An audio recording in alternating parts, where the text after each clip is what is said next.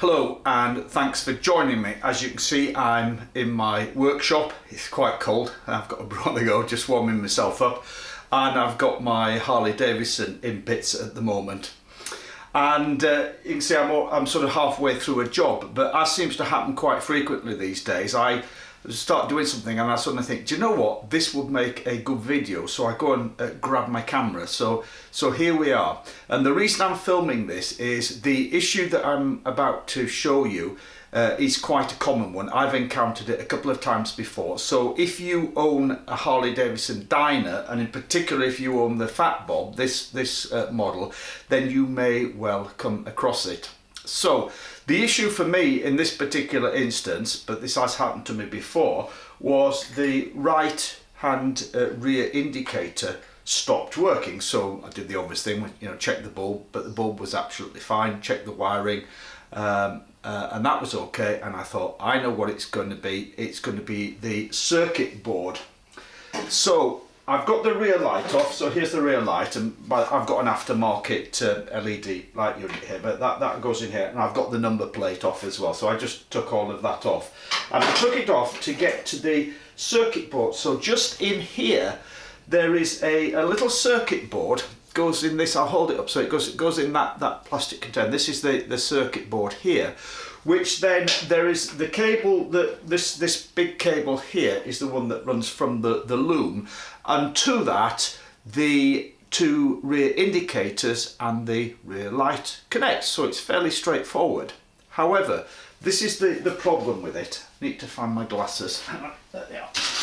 So put my glasses on, then I can see what I'm doing. If I can see, then you maybe will be able to see. So what we've got here is the connectors. Hang on, I'll just grab something to point with as well.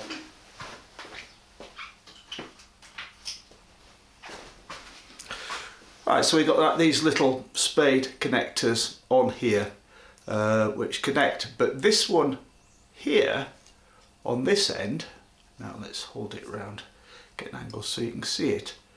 That is supposed to have 3 spade connectors, and you see the last one is missing, it's gone. And the reason for that is corrosion, because particularly if you ride in the UK, the salt water comes under the mudguard. If I just focus back on here, flicks up under the mudguard, and there is an access hole. It's not very big, but it's here. There's an access hole there where my finger's just wearing for where the wiring comes through, and inevitably some salt water in the winter gets through there. Now you can try your best to sort of bung that hole up with things, silicone and stuff. A lot of people put silicone in. Also, it makes sense when you put this on to pack all of the spade connectors out with silicone grease as well. But this bike is 13 years old, and it's been ridden through 14 years old now. It's been ridden through 14 winters in the UK, and it just takes its toll. So I have bought a new one of these circuit connectors, and I'm going to connect it up, and hopefully that will fix the problem. So the other way that I've seen this manifest is because if you have an alarm system on your bike, and most of these come with an alarm as standard, the indicators are connected in with the alarm. So if your alarm goes off, the motion sensor immobilizer goes off, the indicators all flash, which means that the indicators are linked in with the alarm system. So if you get a fault like this on the indicator circuit, it will register with the alarm. So the way I've seen this come up before is switch the ignition on, the alarm goes off for no apparent reason. You've got the fob present, everything, the alarm goes off. And again, it's most likely to be this. Not very expensive to replace. I had a spare one here, so I'm going to replace it. Make sure I put plenty of silicone grease on it before I put it all back together.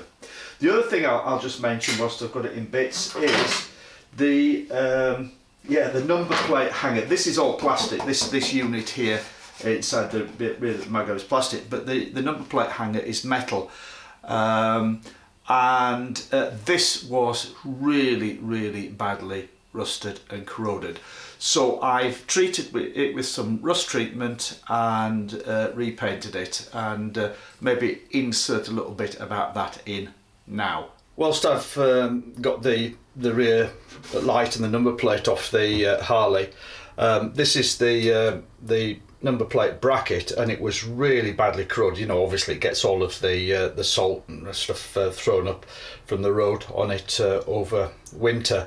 So those are just a couple other two bits I'm doing at the same time. So I'm treating them with this Hydrate 80 Built Hammer Hydrate 80. I don't know if you're familiar with that, with ever used it. So, you know, I've got a lot of different rust treatment products I've tried, but I've been using this recently because, unlike most of the stuff, that kind of gel that you put on and then you have to wash off, this stuff dries on and leaves a layer. So when it goes on, as in the pot there you can see it's a sort of light blue colour, and you brush it on and it reacts with the metal, and this has been on about 10 minutes now, and it goes dark, goes black. And I put another light layer on after that, and then you just leave it on and you paint over it. So I've been using it on a few things, and so far so good, but obviously I have to see what it's like longer term.